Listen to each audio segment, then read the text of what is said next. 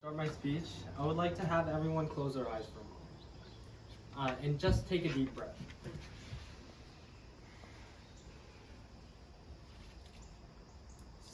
See how fresh that was?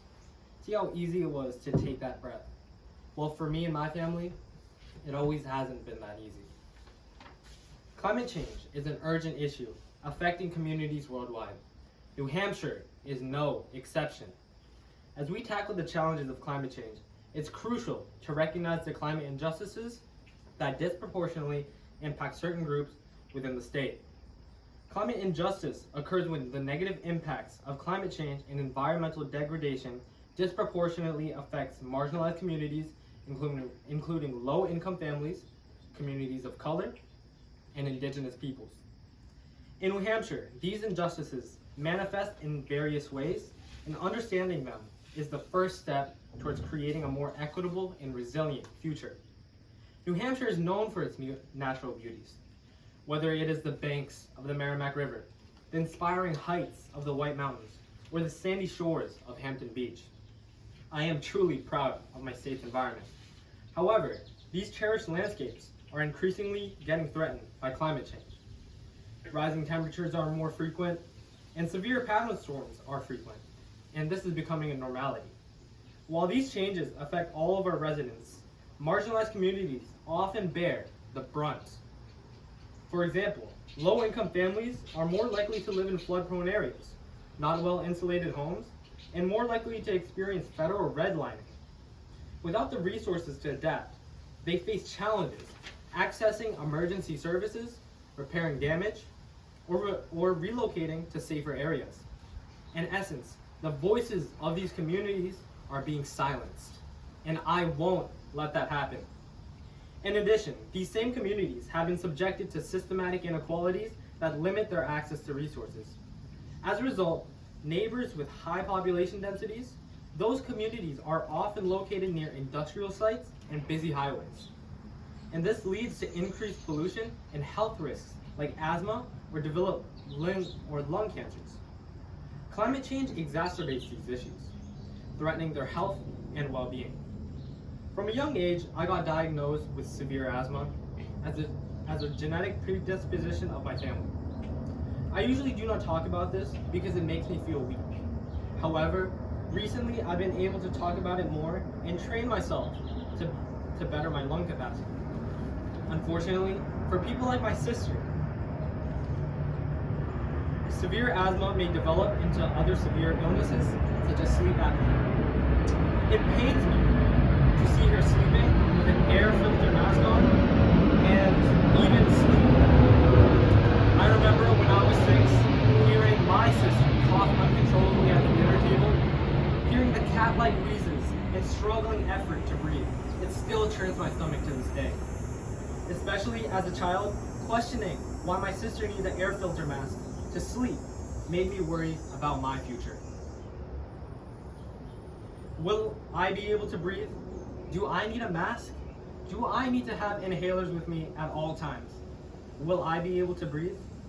These overthinking thoughts troubled my 6-year-old brain. However, I got lucky. From my sister, I gained the motivation to exercise more to enhance my lung capacity, and I have continued this to this day. I learned that breathing is a fundamental right any living creature has. I want everyone to breathe. Sadly, many children live in marginalized communities are next to industrial plants like coal and asphalt plants. The harmful aerosol gases that attack the lungs of children and make them at high risk for respiratory illnesses. I want these children to live their childhood, playing outside from dawn to dusk, running around the playground, having pool parties, but most of all, I want those kids to breathe. For that to resolve, the issue of climate injustice must be resolved. We must prioritize equity and inclusivity to address climate injustice in New Hampshire. We must ensure that marginalized communities have a voice in climate policy making, discussions, and decisions. Allocating resources to improve infrastructure in vulnerable areas, such as upgrading housing and enhancing flood protection, is essential. Promoting environmental education will empower individuals with knowledge that leads to informed decision making. Finally, reducing pollution-related health disparities through improvised air quality and expanded healthcare is crucial. For this to happen, we must foster a multi-generational advocacy. Personally, as a youth in New Hampshire, we especially must use our voice because it is our power. I've gotten into climate advocacy for the purpose of voicing other people's struggles. Talking to citizens that experience climate injustice through canvassing is rather heartbreaking.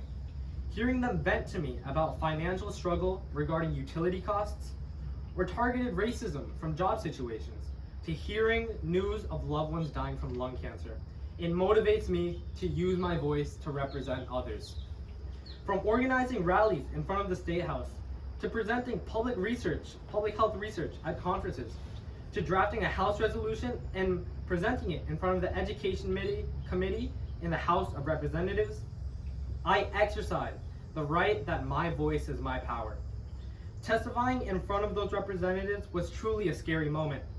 Being one of the very few youth in the room, speaking about implementing a climate education program in New Hampshire in front of those people that can make real change was daunting. However, realizing that I am representing the communities that don't have a voice, I felt empowered. Realizing I'm representing those marginalized groups further motivated me for what I do and what I want to do. My passion for the outdoor motivates me to make sure my community's environment is swiftly protected. I want to make sure decades from now, I can bike outside without scorching temperatures.